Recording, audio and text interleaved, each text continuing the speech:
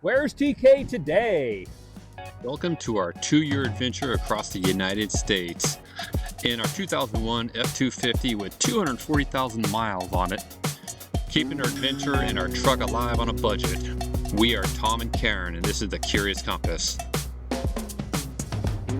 We are on Surfside Beach still.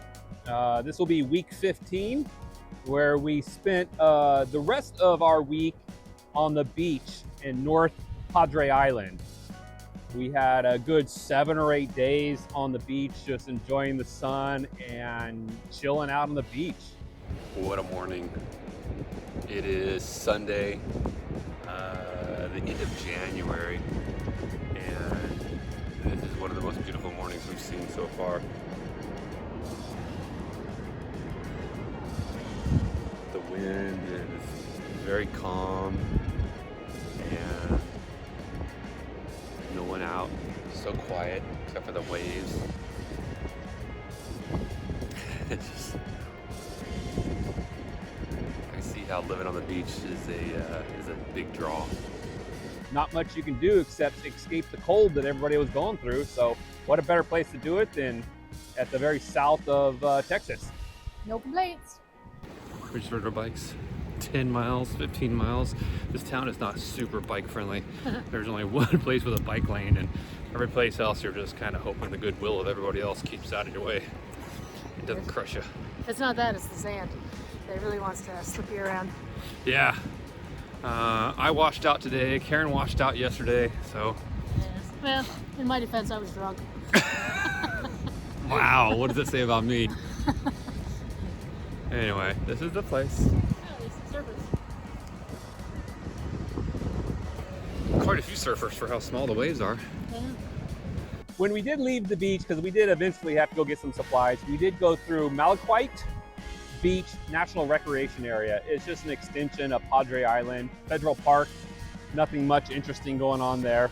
We did head out and we got some more Planet Fitness baths. We also got the truck a bath. Okay, here we are, nice and clean and ready for a truck wash. Oh, yeah, we're clean now. It's time to get the vehicle clean. Yep, it's pretty bad after being a week in the sand and the sea salt and whatnot. So this place has great reviews and a great price. So And it took a week to rust the shovel out and put a lot of rust on the bikes. they've got quite the efficient setup here. They got 4 guys spraying, or 3 guys spraying, 1 guy scrubbing, and they're doing they pre-soak the truck in different spots so they can really get the get it looking good. I'm gonna have them wash the frame and rinse the bike because salt water. All right, man, look at that. That looking pretty good. She hasn't looked that good since we left. Hello, hello. They're all doing a really good job over here. I like it. They even rinsed the bikes off because they all had sandy too. Yeah, looking good. We were on our way to Mexico, Nuevo Progreso, for some dental cleaning. Nuevo Progreso is really the capital of Texas's dental cleaning work, cosmetic dentistry, any sort of thing you want if you're living in Texas and you want to go across the border for cheaper prices. Nuevo Progreso was a lot like any Mexican border town. When you walk across, you have a lot of people pressuring you to do their dental cleaning, to do their prescription drugs, to eat at their restaurants, take a shot at tequila. It was, if you've been across one border town, you've been across all border towns. The dental cleaning was interesting because basically like from the 70s, not a lot of technology, pretty basic equipment.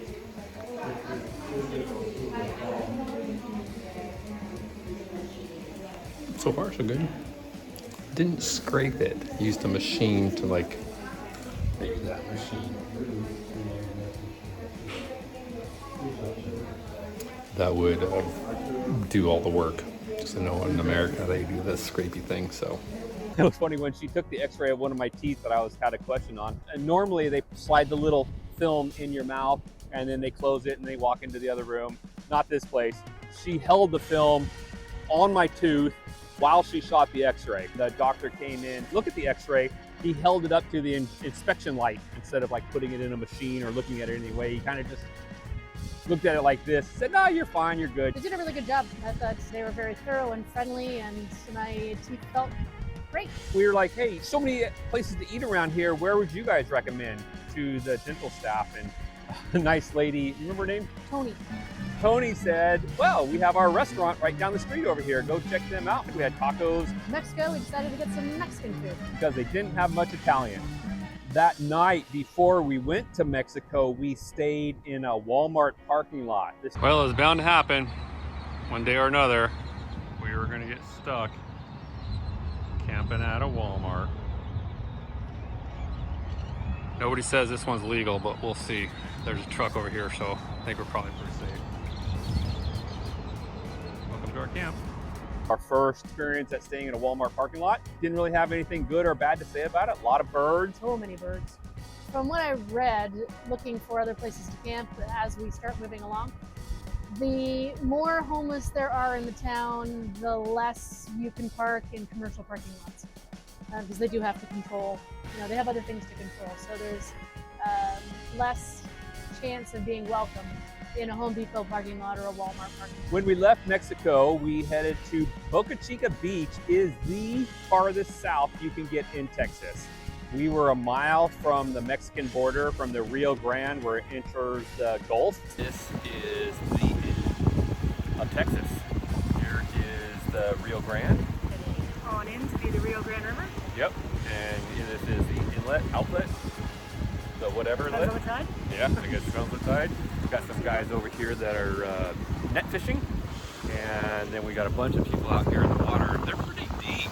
I mean, like they must have something to tie off to. Like when they catch a fish, they're not going to walk that all the way back in there, are they? And they probably have a net or something that they've got underwater. That makes Keeps sense. it fresh too.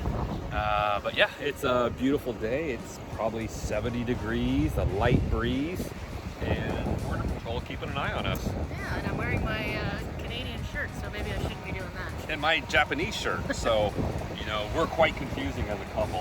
Where are we actually from? Anyway. A lovely beach.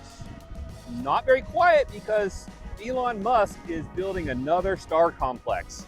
And they've had the cranes and the construction running 24 hours a day there. So you did hear kind of beeping here and there, but it wasn't really too bad.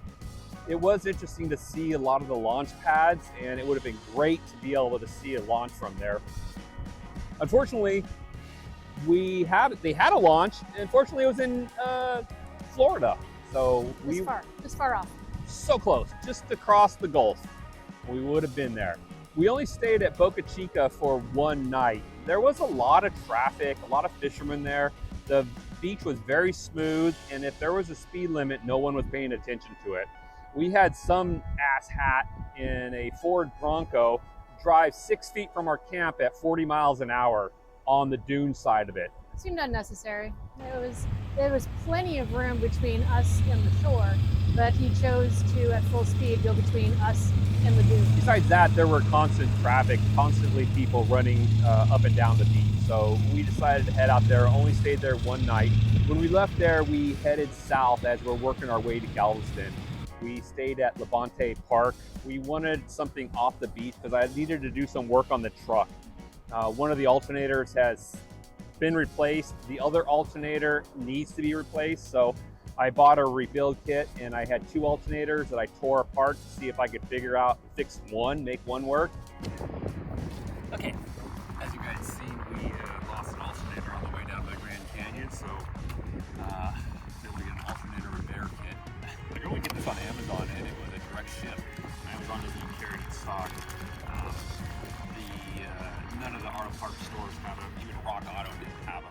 But basically, it comes with a regulator, brushes, and the large bearing, the end bearing, not sure what that is. Didn't really see that. Got a bearing cap spacer for this little bearing there, and it's got that little plastic piece there, and I think that's the insulator, but we'll find out. Unfortunately, I don't have a puller, so I think the bearing, the system is pretty tight, no play. It spins nice and free. So I think we're gonna be good with just doing the regulator and the brushes, but let's open it up and see what we see.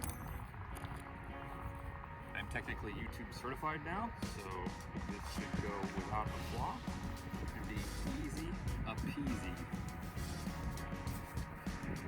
The alternator failed when we were in the Grand Canyon. We were heading down to the lowest part, or the only road accessible to the Grand Canyon via an Indian reservation. So we had to get permits to go down there.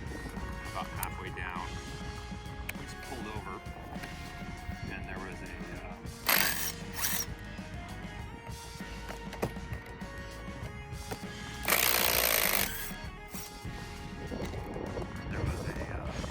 ranger there that took our fees, and when I started the truck back up, the alternator wouldn't come back online. We do have a lot of electricity demands in the truck because of the camper and have an inverter. Sucks a lot of power, basically. It's the easiest way to say it. And so we need that alternator. Luckily, there was enough electricity to get us back. Yeah, that barrel was great. There's enough electricity to get us back to a auto parts store where I bought a brand new alternator because I don't like used alternators. Not really a fan of them. That was $300, but that alternator isn't really keeping up. It's not really got the power that I'm really thinking it should. Okay, I gotta get a hammer. I gotta top that off.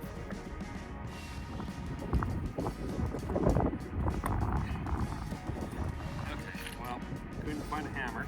I put the hammer someplace else because they're very heavy and I didn't want them in the toolbox all the time, so make do.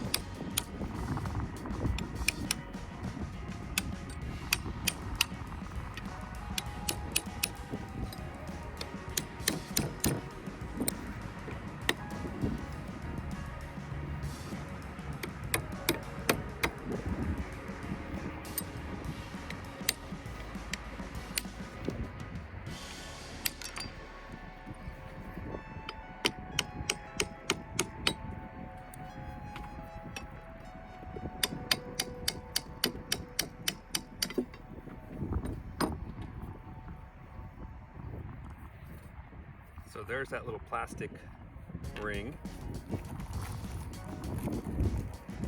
That's that guy, that plastic ring, in case that gets damaged or is wobbled out. It's got the spacer, that just pops out like that. So I might just throw that in for giggles.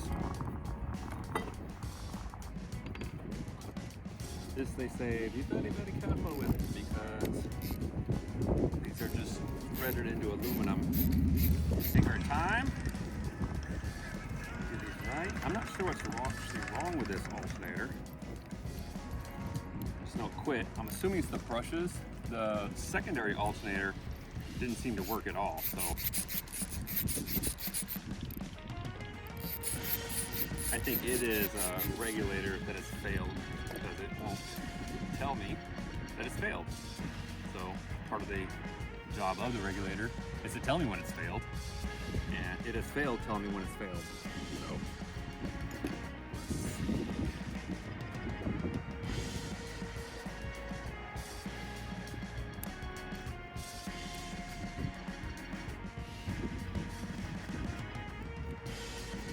I think that's the problem right there. See how this brush moves nicely? That brush is all done. So I think I can just throw on. Let's see how bad that.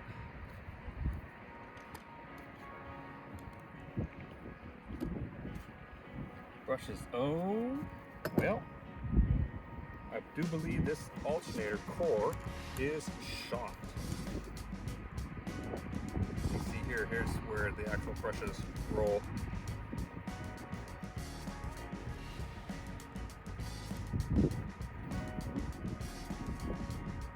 And that was this one. So there's my brush contact. it is shot. You can see how worn this is here. That's supposed to be this level, not this level. So I don't have the brush repair kit, and I don't really have the tools to do it. So we're gonna call this one done, and we're gonna go pull out the secondary alternator and see if it's in any better condition. Otherwise, yeah, not much use going anywhere farther in this thing. And let's go get the other one out. Okay, now I got both the clips off, and you're able to go through this way to get to the top bolt. You gotta use a wobble. Impact didn't work, but the impact will work down here. Getting it out of here looks like it'll be fun, but possible. So here we go.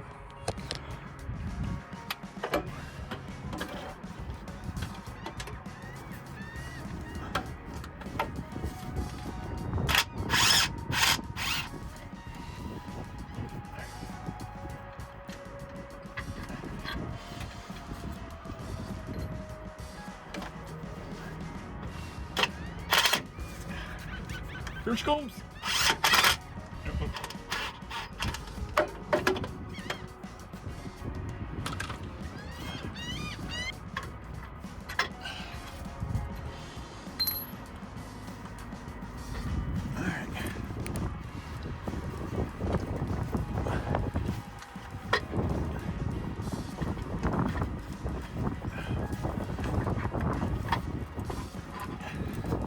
Don't fall on the camera.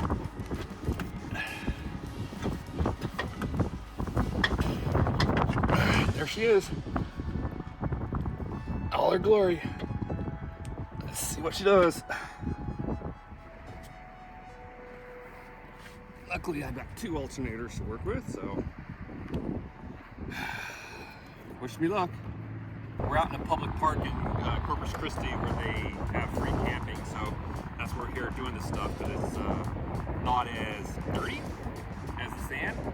The only difference between this alternator, between the primary and the secondary, is the orientation of this guy. So basically, if I was to rebuild this one, I'd have to pull this whole section out, clock it 1/3 of a turn, put it back in to match this one. And then you can see it's on the bottom and it needs to be up on top. And the only other difference is this stanchion, which gets the feed to a level spot, so it's much easier to do when it's in the truck or when they're fabbing it out, wherever they do it.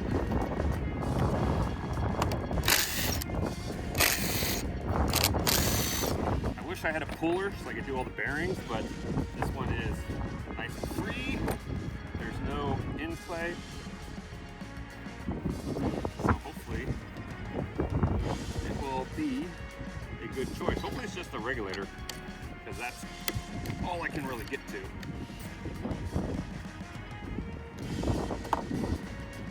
So that's all that is. Oh, it looks like a little different too. Between those 2 outputs, this one's got an extension on it. No, that one's got the extension, just has the boot. So there you go. So that's the insulator.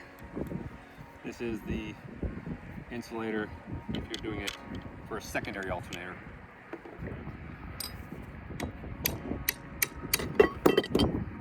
Ta-da! Okay, let's see how these brushes are. I think I can zip these out. I'm just not going to zip them in.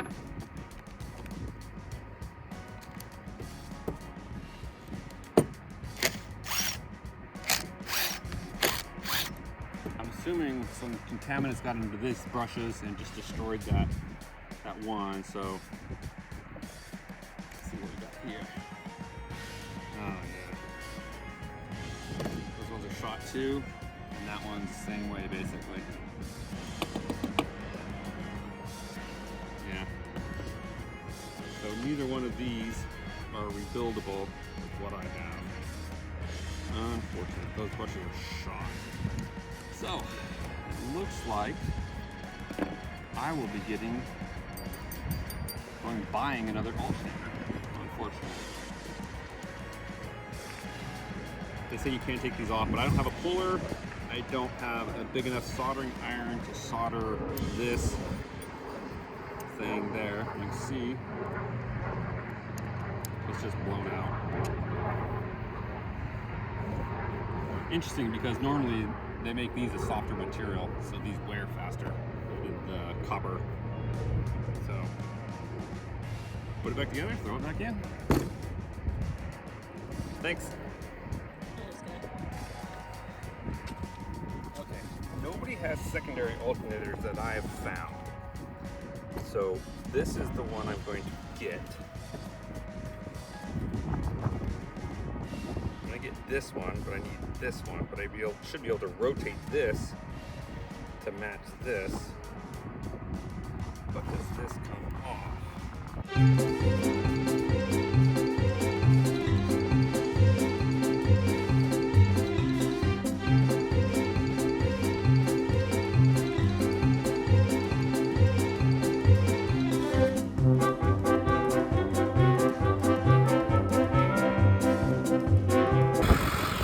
So now that we've got all the drag on the alternators, both of them, the son of a bitch starts squealing all the time whenever I throttle it. So, magic here, belt dressing. Well, the belt dressing did not help, so I'm going to throw in the tensioner, spare tensioner. On hand just in case it exploded. Didn't explode. Actually, probably a good idea. I'd take it out before it explodes. But here's the little. Oh, where is it? Right here. Load that up. Put that kickstand in. There's a little kickstand right here. This is in tension state. So when you have to unload it, this will pop down. And when you take the belt off, you tension it and then push this into the little pocket. And it'll hold the tension off the belt. And we can take the tension off it. Now the belt's loose.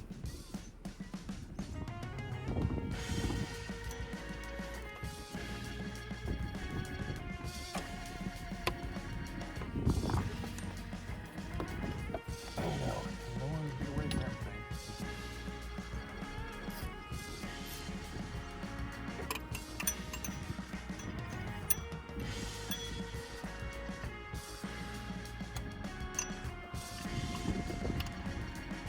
Bolt right in there. You guys have all seen the wrench trick. How about the socket trick?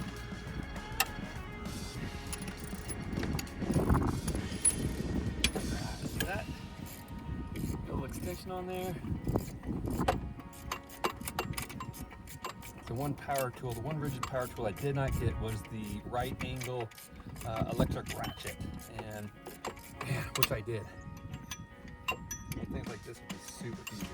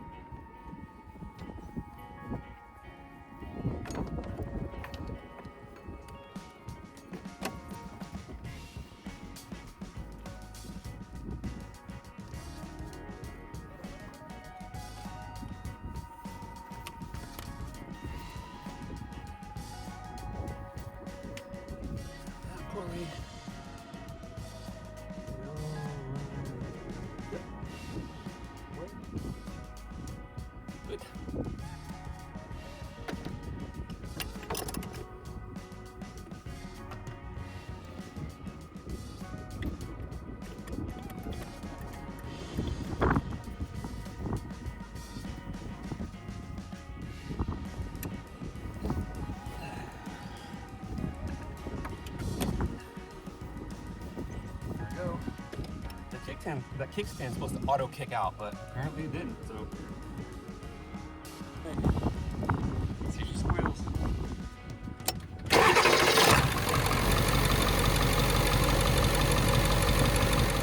Takes it just a minute. Okay, Putting out 70 amps.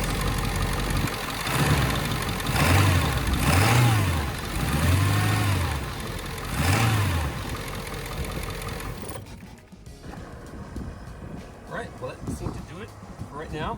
A new tensioner with a lot more tension on the belt, so we won't have so much squealing.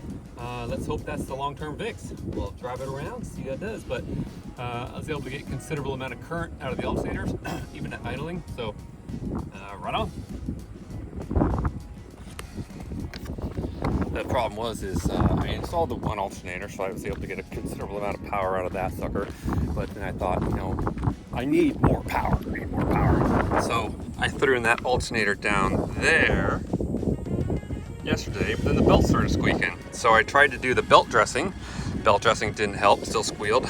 So put our new tensioner in, and hopefully that's it. And I don't think there's anything else left. I don't think there's anything else left to break. Wasn't the case. Both of the slip rings were completely shot on the alternator, so we did have to buy a new one. On the 7th was my oldest son, Stefan, 30th birthday. I know, look at me. Hard to believe I have a son 30 years old. Also on the 7th was the Race of Kings, the King of Hammers big show. Luckily they had a live streaming. Wasn't quite as good as being there, eh? Nah, never is. I mean, it's a lot less dusty. The next day we went into town to do laundry, buy another alternator. When we were at the laundromat, as we were leaving, a lovely couple came out and asked about the stickers on the truck and wanted to know about YouTube channels, etc. Those have been a really good addition. That was a great idea of Tom's to put the QR code and the stickers on the truck, because we get lots of people that wave on the highway. And We're here at the truck stop on our way to Corpus Christi, and we just had a long hauler in a red pickup truck and a long flatbed run by and say, "Hey, are you gonna follow her?" So that's super cool. Just people, pulling over and giving us a thumbs up and happy trails type of thing. So thanks if you're watching now. Yeah, I was all like, "Hey, thanks." Tom at least said thanks. I'm a follower, or something to that effect. So yay! Awesome, man. Appreciate you. And say, "Oh, we saw you at this place," and follow us along from there. That's really cool. Yeah, it's kind of fun just talking with people and telling them where they saw us and where they were going. And when we left LeBont Park, I swapped out the alternator. I did a little video of that. The secondary alternator looks like a pain in the ass to change, but since I'd already pulled it off to inspect it and put it back on, I was able to do one in 15 minutes. We did also go to Old Steakhouse. Is a local steakhouse where they grill up some really good ribeyes. If you ever have an opportunity to go by Old Steakhouse, stop by. They have a special marinade they put on their ribeyes. This our server anyway, we thought was great and highly recommended. She said the owner comes in after hours to make it when nobody else is there and has never shared the recipes. So it's a trade secret. Kind of like Colonel's 7 spices. And that was it for week 15. Happy trails. See you out there.